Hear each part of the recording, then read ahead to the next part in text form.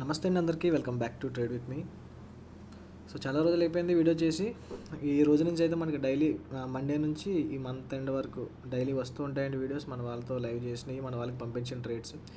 Morning చూడండి, morning మనం 1 2 3 4 5 trades అయితే ఇవ్వడం జరిగింది. సో ఈ 5 ట్రేడ్స్ కూడా మనకి టార్గెట్స్ అయితే హిట్ అయ్యాయి. సో ఇది first target, and second 30 points, third trade 30 points, and 100 points 100 points ఇచ్చాను లేదు ఒకసారి చూపిస్తాను చూడండి.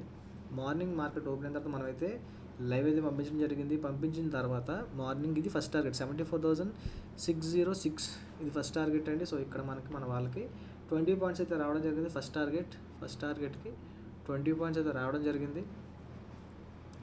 దీని తర్వాత చూడండి, దీని తర్వాత మనం డౌన్ సైడ్ ట్రేడ్ పెట్టాం, 30 పాయింట్స్ వచ్చింది సెకండ్ ట్రేడ్.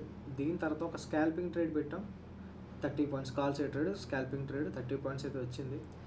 దీని తర్వాత చూడండి, ఒక రేంజ్ అయితే ఫామ్ చేసింది మార్కెట్.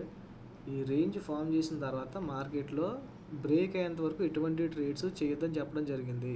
ఏ రేంజ్?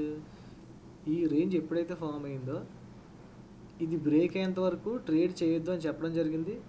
మార్కెట్లో బ్రేక్అవుట్ జరిగింది. బ్రేక్అవుట్ జరిగిన తర్వాత డౌన్ సైడ్ మూవ్ మనం క్యాప్చర్ చేయలేదు. ఇక్కడ నుంచి మనం అప్ సైడ్ ట్రేడ్ ఇవ్వడం జరిగింది, కాల్ సైడ్ ట్రేడ్. ఓకే చూడండి, కాల్ సైడ్ ట్రేడ్